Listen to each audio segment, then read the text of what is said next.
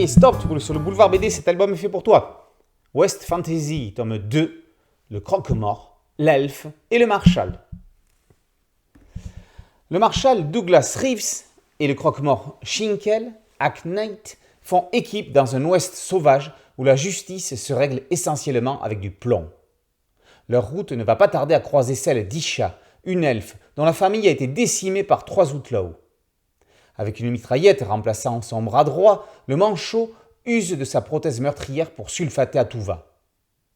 En chef de meute, le borgne applaudit le spectacle, aux côtés de son acolyte Deadface, seule femme de l'Union Army.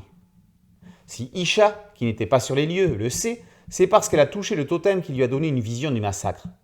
Seul le Wendigo pourrait l'aider à mener une croisade vengeresse. Qui sait, le marshal et le croque-mort pourraient peut-être aussi lui rendre service. En 9 chapitres, scandant le récit, rien ne sera épargné aux personnages de l'histoire, ni aux bons ni aux méchants. Poursuivant la mise sur les rails de ce nouvel univers, Jean-Luc Istern écrit un scénario solide qui garde un mélange des genres cohérent. Au niveau de la construction du récit, Istern fait montre d'un savoir-faire magistral. Il lance 2 problématiques parallèles avant de les unir dans un second temps. S'il y a un chapitre à ne pas sauter, c'est celui qui n'est pas en bande dessinée. C'est dans ce texte de 3 pages que l'on apprend comment le borgne, le manchot et Deadface en sont arrivés à être ce qu'ils sont et pourquoi ils ont perpétré le massacre du village des elfes. Il serait regrettable de passer à côté. Au dessin, le créateur de l'univers, Bertrand Benoît, laisse sa place à Marco Itri, qui rentre dans ses chaussons.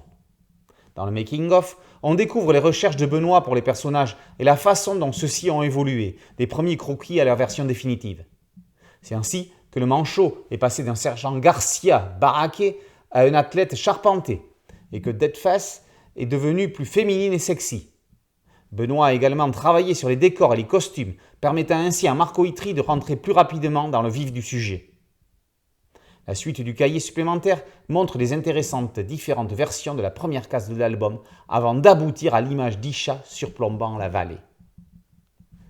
Deuxième histoire de West Fantasy, cet univers mêlant western et heroic fantasy, le croque-mort, l'elfe et le marshal, a du Kill Bill. Ce serait si merveilleux que Quentin Tarantino s'en empare pour le cinéma. En attendant, l'ensemble est extrêmement BD-génique. West Fantasy, tome 2, le croque-mort, l'elfe et le marshal, par Istern et Itri, est paru aux éditions Oxymore.